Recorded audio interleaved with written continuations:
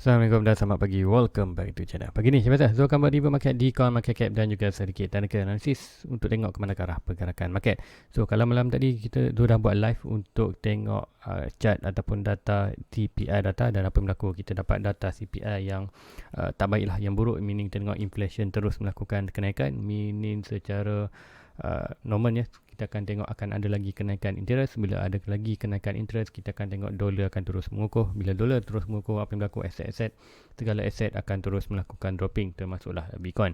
So apapun pagi ni tu tengok chart di Bitcoin melakukan sedikit rebound daripada kita punya level semalam, iaitu semalam di live malam tu kita ada tiga support yang menahan Bitcoin yang berjatuh, dan hari ini berlaku bound untuk melakukan kenaikan daripada 1.8 naik balik ke 1.9. So ke manakah arah pergerakan market, nanti kita akan tengok dalam chart dan tu akan updatekan arah seterusnya dan kita tengok apa yang akan berlaku next. Kadang buang masa lagi, let's go kita pergi ke coin market cap dulu untuk review market secara keseluruhan apa yang dah berlaku dalam tempoh 24 hours untuk hari semalam. So inilah coin market cap. Currently total market cap berada di 919 balik, ikutkan malam tadi selepas kita dapat data bearish di CPI. Kita tengok ada drop dari 818, lebih kurang macam tu. Kemudian volume 50% je. Untuk volume current adalah berada di 79, BTC increase 39 ke 40.5, Ethereum still lagi sama dan 17%. So apapun untuk summary ataupun pergerakan semalam ataupun ringkasan rumusan untuk performance untuk 24 hours untuk hari semalam, iaitu hari Khamis. Total market drop 0.39, volume naik dengan drastik iaitu 75%. Meaning kita walaupun ada dropping tapi ada volume. So kita tengoklah pergerakan semalam ada huge drop, kemudian expectation untuk ada sikit rebound sebab apa? Kita tengok Bitcoin tadi ada increase sikit lah daripada 39 ke 40.25.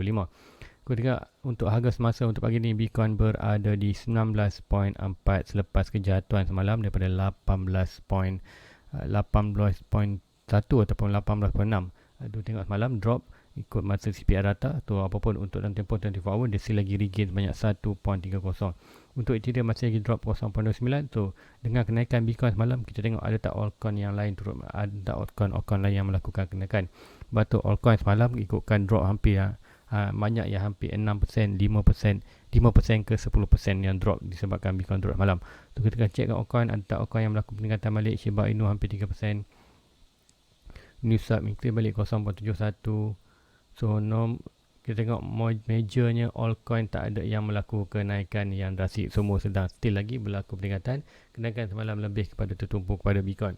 So apa pun kita akan tengok di chart tu, current chart apa yang berlaku di Bitcoin. Inilah pergerakan di Bitcoin di 4 hours malam. Apa yang kita dapat, kita nampak dari data ini, dari price berat ni ada huge drop semalam. Tak drop banyak pun, kata kalau ikutkan di 4 hours ya nampak candle macam tu. Tapi macam juga kan anda zoom out, kalau zoom out nampak pergerakan itu adalah nothing. Pergerakan itu normal aja, hanya pergerakan still lagi dalam kawasan kita punya triangle yang hijau dan biru ini untuk potential sama ada naik atas dan drop bawah. So itulah untuk di Bitcoin. Cuma kita tengok apakah ada berlaku untuk ini. So sebelum ni tu ada monitor satu pergerakan bear flag untuk yang kecil ni, point of breaking ni hari ni. So ikutkan semalam dah pun breakout, tapi kita regain balik masuk ke dalam channel. So apakah masuk ni? So masuknya kat sini kita tak boleh dah monitor untuk channel ni. Channel ni kita perlu delete, dan price ini juga perlu delete. So currently apa yang saja tinggal untuk kita di analisis untuk di Bitcoin ni, currently kita still lagi tinggal iaitu dua channel, iaitu bear flag kita yang ni, di mana price target ni still lagi berada around 14k. Kita breakout retest tak sampai lagi, macam mana sampai, mungkin sideways slow drop ni mungkin berlaku. So apapun itulah, ini kita punya triangle ni, bear flag ni still lagi kita punya on target ataupun on play, iaitu 14k. Kemudian untuk sedikit bullish ini, iaitu price boleh sampai kawasan ni, ia boleh juga. So ini nak nampak kata pergerakan ni possible berat kawasan ni, walaupun breakout naik kawasan ni sampai kawasan dan berlaku balik dropping ke bawah. So itu adalah possible boleh berlaku. So kita still lagi on track dua pattern channel ni. Kemudian ada mau juga triangle tu adalah kita panggil triangle ni. So inilah triangle yang kita boleh monitor sebagai descending triangle. So kenapa descending triangle lah, dan kita nampak sebenarnya triangle tu adalah lebih kepada nak drop ke bawah tu ni. Triangle ini adalah lebih kepada continuous pattern, tapi untuk descending triangle ni adalah lebih kepada orang kata the percentage untuk naik atau drop itu 50-50. Boleh naik, boleh drop. Sebab apa? Dia lah kata bukan semi triangle. Kalau semi triangle memang percentage dia lebih nak drop bawah, seperti mana kita tengok di Cardano. Di Cardano adalah pattern semi triangle. Okey, yang ni triangle ni lebih untuk drop bawah. So lebih kurang sama ni untuk di aku kata Cardano. Nanti tu akan tengok chart satu lagi. Yes, ini adalah triangle, lebih semi triangle, sebab tu lah dia drop bawah.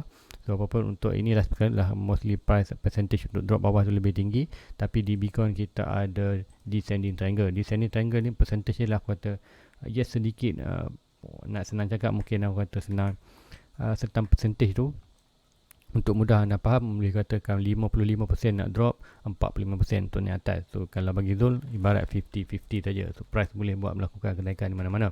So apapun dalam bearish market dengan kenaikan inflation, expected interest akan naik, jangkakan dolar akan terus mengukuh, dan bila dolar mengukuh berlaku di Bitcoin akan terus melakukan kejatuhan. So still lagi ongoing kawasan ni, kita akan tengok apa yang berlaku kawasan ni. Currently kita hanya monitor kawasan channel ni aja. Sama ada drop atau bawah, kita akan tengok channel ni. Kemudian expected boleh lagi berlaku dropping. Mini kita nak tengok kalau di breakout tak line merah ni. Kalau breakout line merah ni, mini kita boleh target more ke bawah macam mana. Nanti tu akan tunjukkan point of breaking. Sekian dari last high, last low, tu point of breaking kat sini. Sekiranya the breakout yang ni kita boleh jangkakan price to drop. So price target yang sama dalam kawasan 14k lebih kurang sama dengan kawasan ni. So inilah price yang boleh kita monitor. So mini kita yang ini kita aim saja di kawasan ni, ataupun nak lebih aku kata senang kita ambil yang ni ya, high, okay, ke line ni point breaking. Sekiranya breakout mana-mana trend line ni, mini kita nampak price tu still lagi berada di kawasan 14k. Nah untuk hari ni kita berada di kawasan 14k, itu 2 point. Sebelum ni kita ada 16. So 16 ni consider dah tak perlu monitor. So 16 ni kita akan deal aja, sebab untuk price target tu tak ada, dan confirmation tu semua tak ada. So ni hari ni kita hanya monitor pergerakan ni. So normal untuk Bitcoin melakukan kenaikan, tapi kenaikan ni kalau kita tengoklah untuk RSI dan slot RSI pun dah slot RSI pun berada overbought, hampir overbought. RSI sikit masih lagi ada berlaku kenaikan. Macam mana tengok ada sedikit ruang lagi untuk melakukan kenaikan ni. So mungkin pergerakan akan overbought, nanti kita akan ada berlaku rejection tu kita akan nampak bila momentum tu untuk down. Dengan bearish market kita akan jangkakan ada huge candle. So untuk yang ni kita tengok naik sampai mana, kita boleh jangkakan untuk short term swing last high last low kita berada di kawasan resistance ni. So kita tengok ada breakout. Kalau breakout ni barulah kita boleh jangkakan ada sedikit another release bound untuk naik atas. So apapun untuk current time ataupun dengan keadaan masa, Zul mau jangkakan untuk dia berlaku rejection daripada kawasan ni untuk terus drop ke bawah. Kalau breakout ni nanti kita sembang lain, sebab breakout ni mungkin kita akan target at least ke resistance balik, iaitu di kawasan ni. Last high last low kita akan ada resistance di kawasan ni, iaitu box ni. Di bawah ni. So itulah kuartal yang anda perlu tahu untuk arah market. Apapun kali Zul mau monitor kepada pergerakan yang bawah ni, iaitu channel ni, dengan jangkaan iaitu Bitcoin expected boleh sampai kawasan ni, yang mungkin berlaku rejection. Kenapa? Reason yang pertama adalah RSI dan stop RSI di Bitcoin hampir dah berada di overbought. Kemudian kita tengok di dollar index ataupun DSY. Apa berlaku DSY? DSY macam cakap sebelum ni kita berada di resistance normal untuk berlaku sikit cool down.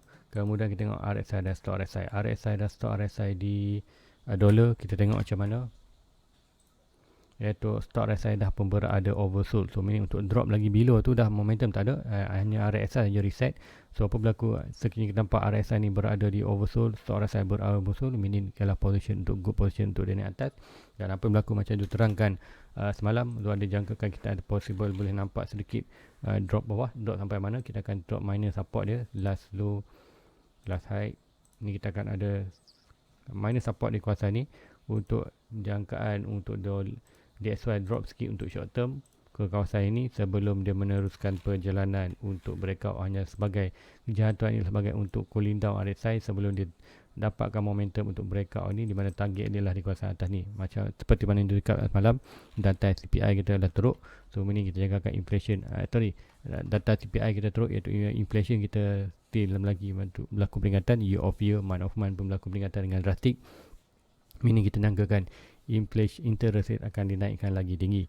So seperti mana yang tu terangkan lepas, interest rate di US dijangkakan akan naik hampir 4%, 4 lebih hampir 5% untuk tahun ini saja. Tahun depan kita tak tahu lagi macam mana, tapi tahun ini dijangkakan lebih kepada 4, hampir 5%, 4.5, 4.6. Sebab current pun berada 3.25 ataupun 3.5 US market punya US punya interest rate.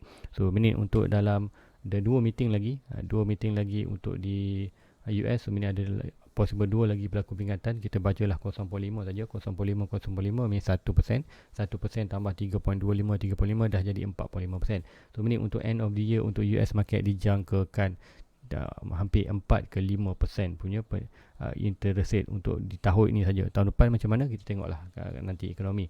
So apapun inilah kata normal untuk berlaku pergerakan. Tak ada sebarang pergerakan yang kata membimbangkan ataupun untuk next movement. Tapi yang cakaplah untuk di Bitcoin lebih, untuk di dolar terus melakukan peningkatan, di Bitcoin tu jangkakan lebih terus melakukan penurunan ataupun hit target kita untuk bottom 14k 13k. So apapun inilah position chart yang tu monitorkan. Even berlaku kenaikan ni good untuk short term.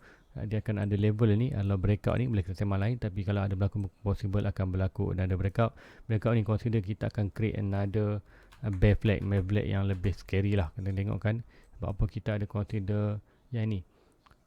Kita boleh apa sama ada yang atas ini, right, macam ni nampak pergerakan ni. So ada breakout ni lebih bawah, kita akan tengokkan lebih kurang sama. Poin yang sama adalah point breaking dan kawasan ni. So still lagi di kawasan upward. Kalau ikutkan ni, point breaking ni daripada channel ni adalah lebih kepada 10k. So macam je cakapkan, bottom yang tu jangkakan adalah possible antara 14k dan 10k. So itulah potential yang boleh berlaku. So apa-apa sekarang ni kita monitor ni dulu. Sekiranya breakout ni nanti baru kita akan monitor satu flag channel. Tetapi flag channel tu dia boleh berlaku bottom, breakout atas dia akan naik, breakout bawah dia akan terus bawah. So kata flag channel tu lebih kepada 50-50 berikut mana yang breakout. Berdasarkan channel yang ni, bull flag, bear flag ni adalah percentage lah more drop ke bawah, yang ni lah more naik ke atas. Tu untuk current time kita akan monitor ni aja. Yang penting kat sini adalah tu nak monitor yang ni, triangle kita, line hijau ni dan merah ni. Break mana-mana satu dengan daily conversion close, kita akan jangkakan naik atas. Kalau break bawah, kita akan jangkakan drop bawah. So itu saja untuk di Bitcoin. So tengok di ruangan komen apa yang tanya. Ada yang tanya pasal dah cecah 35 sen. So macam mana, ada rasa nak turun ke 25 sen. So macam you terangkan semalam, untuk di Cardano so ada target untuk drop sampai daripada 20 ke 10 sen dolar untuk jangkaan. So untuk di Cardano jika ada target untuk 98% ke 95%, iaitu antara price 18 sen ke 6 sen.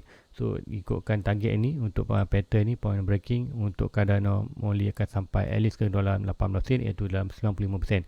So untuk Cardano kalau drop 95% ke 98% daripada all time high, itu adalah position good untuk anda entry untuk holding long term. So itulah yang Zul tunggukan untuk di Cardano. Sebab apa, Zul dah ada dalam 1200 coin.